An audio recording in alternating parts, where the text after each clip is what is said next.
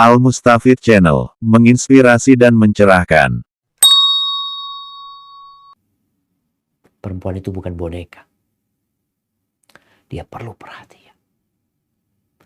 Yang keempat, perempuan itu ingin didengarkan isi hatinya. Laki-laki di tempat kerja ngobrol sama banyak orang ya. Sampai rumah, istrinya sibuk di rumah dari pagi sampai sore kadang-kadang. Ini kalau sama-sama, kalau yang satu kerja, yang satu di rumah. Tapi kalau sama-sama kerja, pulang ke rumah itu siapa yang mau mendengar curhatan satu sama lain yang ada tidur kecapean. Yang ada marah-marah kadang-kadang. Maka sang suami dalam memperhatikan. Duduk sama istrinya. Pegang tangan istrinya sebelum tidur umpamanya. Mungkin istri mau cerita ini itu. Nabi SAW itu mendengarkan ceritanya Aisyah. Cerita panjang Aisyah itu. Ada hadis Ummi Zara. Nabi dengerin cerita. Padahal Nabi ini dapat wahyu dari Allah. Insya Allah dengan ceritanya Aisyah beliau tahu. Tapi beliau dengerin. Ada suami-suami kalau istrinya lagi cerita. Oh aku udah tahu itu ya cerita yang itu kan. Oh aku udah baca. Subhanallah. Jadilah pendengar yang baik. Sebagaimana ketika dokter ini mendengarkan pasiennya cerita, dia dengerin. Kenapa istrinya tidak? Yang kelima, istri itu ingin disertakan dalam kesenangan suami. Dia. Rasulullah SAW itu tahu. Jadi ketika suami lagi gembira, ya berbagi kegembiraan sama istri gitu.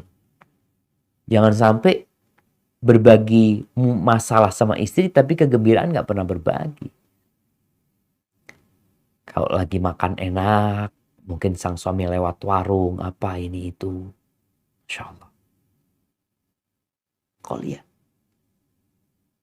Mungkin ada sesuatu yang istrimu suka, belikan. Katakan kepada istri, Allah aku tadi ingat sama engkau. Maka aku mampir di warung.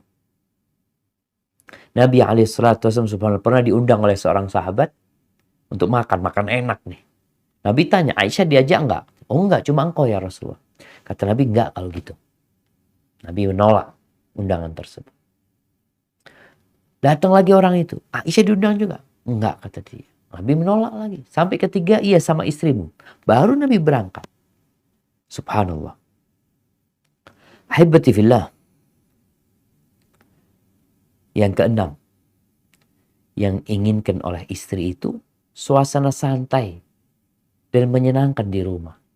Istri menciptakan baiti jannati, rumahku surga. Ketika engkau sudah sampai ke rumah itu, jadilah engkau suami. Ada suami-suami yang Masya Allah, di luar dia bos, di rumah juga jadi bos. Di luar dia komandan, dia jenderal, dia kapten mungkin, masih kapten pangkatnya, atau sudah jenderal. Masuk rumah, engkau jadilah suami. Jadilah bapak buat anak-anak. Titel, gelar, jabatan tinggalkan. Kau masuk rumah tinggal di sana. Santai suasananya. Nabi SAW santai sama Aisyah. Ngobrol, cerita, ketawa-ketawa. Itu terjadi di rumah Nabi SAW. Sampai rumah bapak main petak umpet sama anaknya. Itu diinginkan. Istri kalau melihat bapak main sama anaknya. Main kuda-kudaan ya. Subhanallah. Senang banget tuh istri.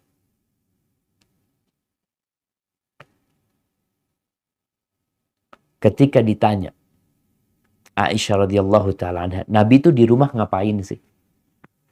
Ngapain Nabi kalau udah masuk rumah? Beliau kan jenderal. Beliau panglima perang.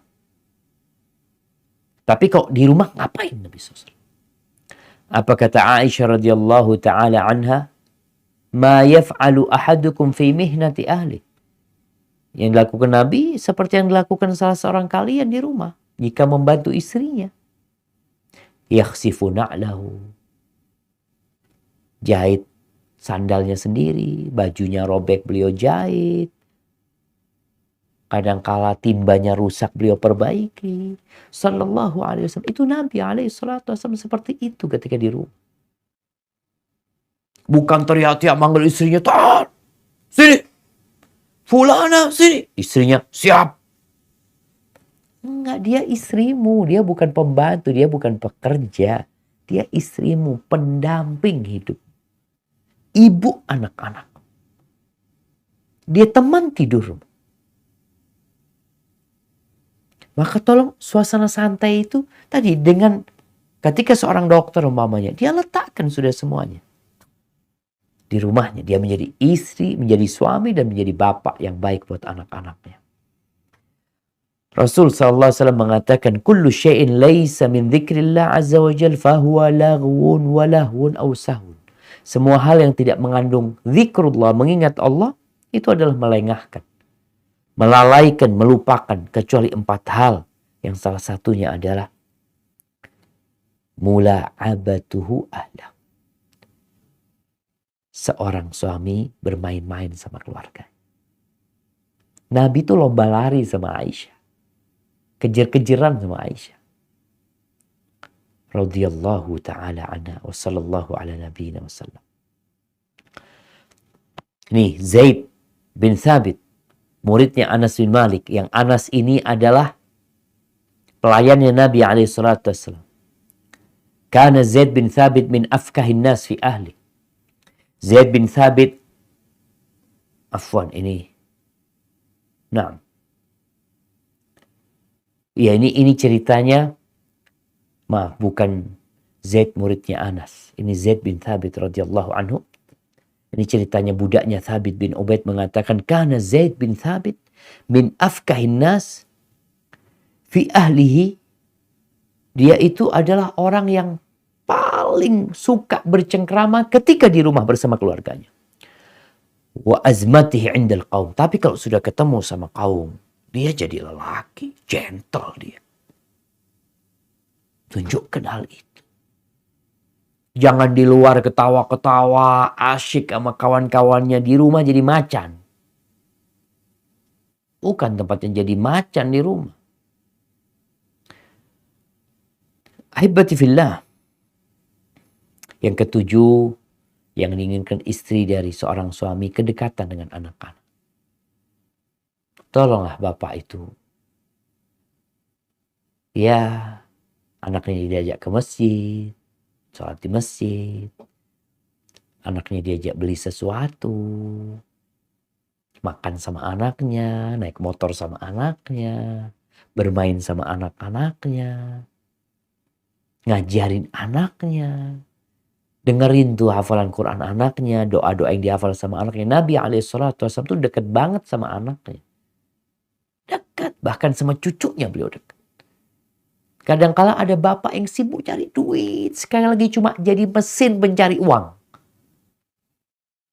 Tugas terbesar seorang ayah itu adalah menyelamatkan istri dan anak-anaknya dari api neraka.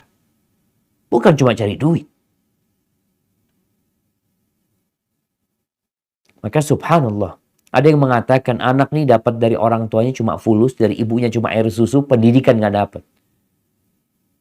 Akhirnya dia sibuk cari kawan-kawan di luar.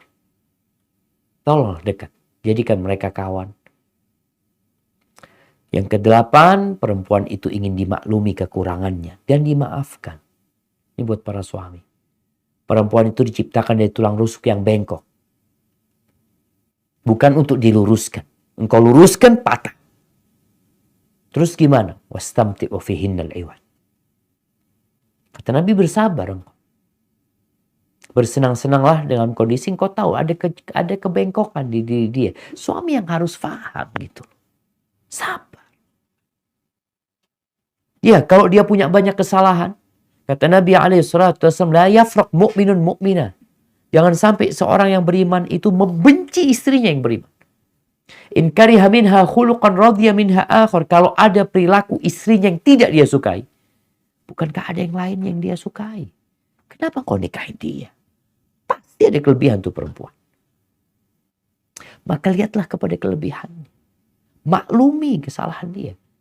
Nabi SAW memaklumin istri-istrinya. Kadangkala Aisyah angkat suara.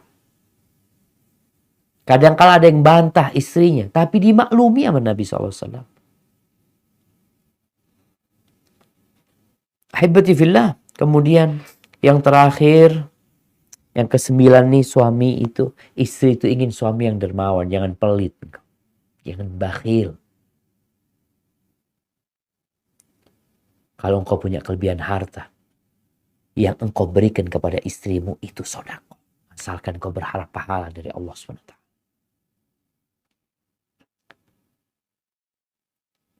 Jadi sifat bakhil ini jemaah, termasuk akhlak yang buruk. Sedangkan suami dipilih itu adalah yang agamanya baik, akhlaknya mulia. Rasul SAW mengatakan, la yajtami'u asyuhu wal iman fi qalbi abdin abadan. Nggak pernah berkumpul tuh sifat kikir dan iman di dalam hati hamba selama-lamanya. Maka para suami, mau dibuat apa tuh duit? Dikumpulin, ditumpuk ya.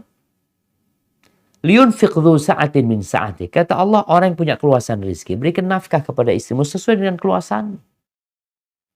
Yang memang rezekinya terbatas, ya udah. Sesuai dengan rezeki yang dia miliki. Istri itu benci sama perempuan yang, sama laki-laki yang bakhil. Hadza wallahu a'lam bissawab. Itu jamaah mungkin yang bisa Anda sampaikan. Jadi intinya suami istri harus saling memahami. Ingat, hunna libasul lakum wa antum libasul lahum. Perempuan-perempuan itu pakaian buat kalian dan kalian pakaian buat mereka. Kalau kita tidak memperbaiki diri kita, mungkin engkau berpikir, enggak lah, anak udah gak cocok sama istri, anak cari yang lainnya. Dia ganti istri, tapi dia tidak merubah sifatnya. Mungkin sang istri gak akan suka sama dia juga. Ada perempuan yang cerai berulang kali. Ada laki-laki yang cerai berulang kali. Siapa yang kau salahkan? Pasangan hidupmu? Atau engkau sendiri? Hadza wallahu a'lam bissawab. Mungkin kita masuk ke sesi tanya jawab. Anda kembalikan ke pembawa acara. Tafadhal. Jazakumullah khair.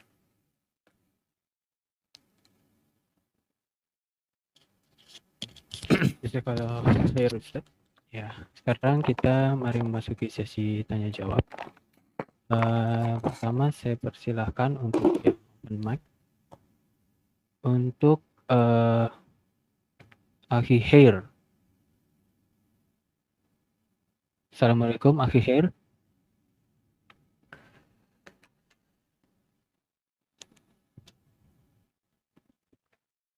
Oke, Akhi Khair tidak ada jawaban. Kita ke Mulan. Assalamualaikum Ustaz. Waalaikumsalam warahmatullahi wabarakatuh. Ahlan wa sahlan. Nah, tafadhali. Alhamdulillah Ustaz, ini Ana mau nanya, qadarullah Ana dan suami bisa 2 bulan, dikarenakan tiba-tiba suami berubah karena ada yang alhamdulillah Ana sudah hijrah duluan dan beliau masih proses Ana bimbing, tapi ya karena ada ujian ini sebenarnya ada hikmah. Masya Allah luar biasa, Ana jadi fokus untuk konsisten, istiqomah, mengerjakan sholat-sholat sunnah.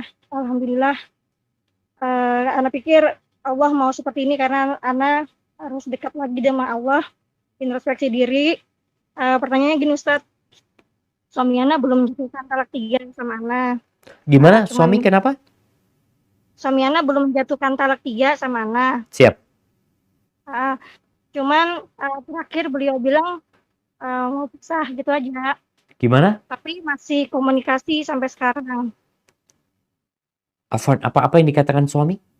Afwan, suaranya barusan putus. Pisah gitu Ustaz, tapi lewat WA aja Ustaz. Dia ngomong pisah? Suami. Iya? Suami minta pisah, tapi masih komunikasi lewat chatting Ustaz. Dia minta pisah, artinya suami belum menjatuhkan talak 3, belum? Belum, cuman lewat chatting aja Ustaz. Apa yang dia katakan di chatting itu?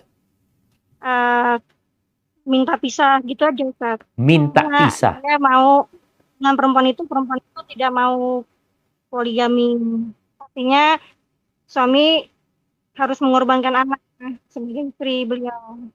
Seperti itu. Pertanyaan Ustaz, selain sabar, apakah Ana boleh masih berharap mendoakan suami agar Allah balikkan hatinya? Siapa tahu beliau bukakan pikirannya untuk kembali lagi ke rumah Ustaz. Masya Allah. Jazakallah khair. Barakallahu fiik. Naam jamaah. Yang pertama kita bisa lihat ya hikmah dari musibah yang menimpa ukhti yang bertanya baru saja.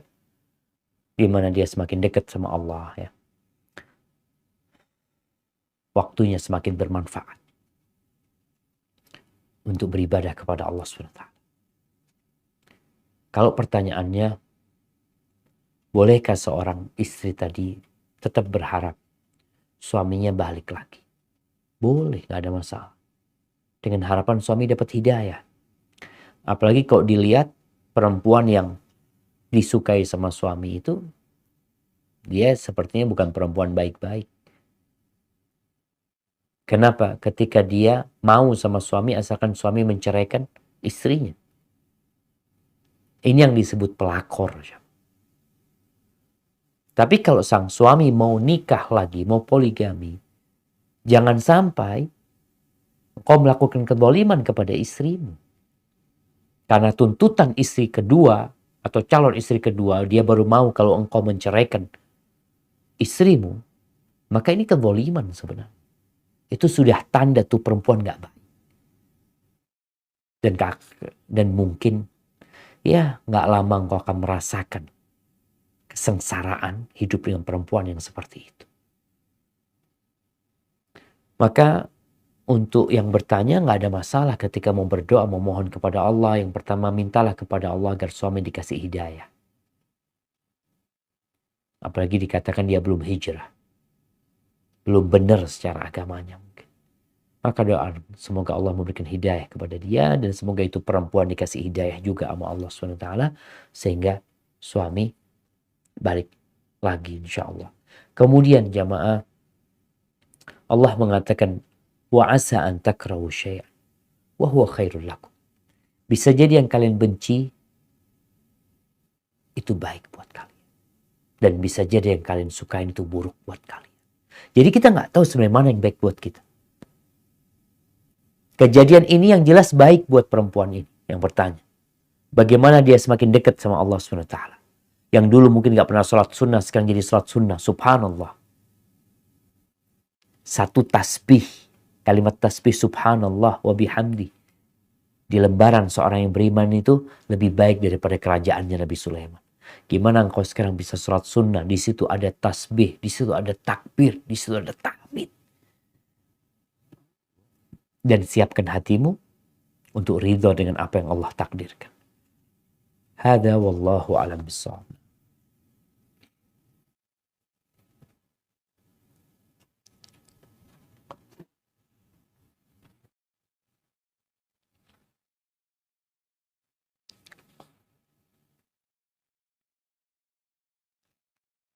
Jazakallah khair Ustaz.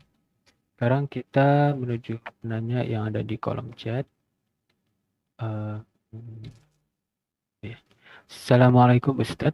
Izin bertanya. Waalaikumsalam warahmatullahi wabarakatuh. Suami menikahi saya sah secara siri Ustaz. Sudah 2 tahun pernikahan.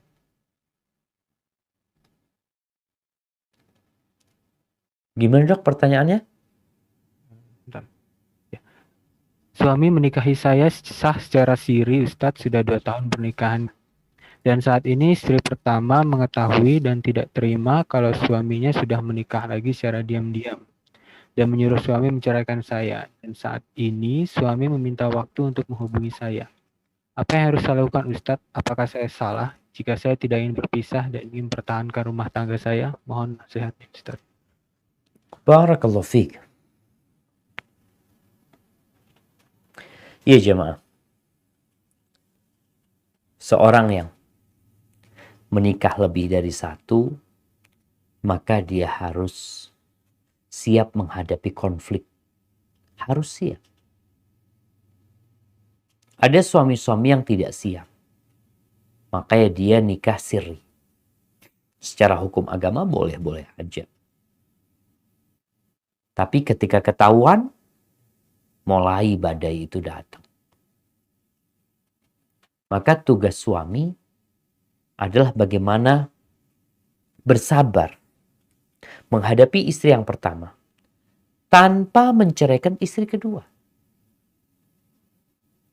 Cuma kadangkala ketika istri pertama ya secara agama kurang, secara keimanan juga masih kurang kadangkala. Yang ada dia gugat cerai, dia mengatakan kepada suaminya, pilih aku atau dia. Padahal kita tahu bukan alasan yang syar'i sebenarnya ketika seorang perempuan menggugat cerai suaminya gara-gara nikah lagi. Tapi kalau suaminya melakukan kezaliman, maka di situ ada hak dari seorang istri untuk menggugat suami. Maka untuk penanya kalau dikatakan bolehlah mempertahankan, boleh, nggak ada masalah. Cuma yang jadi masalah siap nggak tuh suami. Ada suami yang nggak siap gitu. Makanya dia menikah siri sehingga ketika ketahuan mungkin dengan mudah dia lepas istri. Udahlah males lah daripada ribut-ribut. Mungkin dia nanti berpikir akan nikah lagi dengan perempuan lain. Sembunyi-sembunyi lagi. Ketahuan lagi, selamat tinggal. Ini menunjukkan dia laki-laki yang belum siap untuk poligami sebenarnya. Maka buat sang penanya, cobalah memohon sama Allah yang terbaik. Sampaikan kepada suami juga, coba dia istikharah minta sama Allah SWT. Karena kadangkala yang menurut dia itu buruk, bisa jadi itu baik. Dan anti pun harus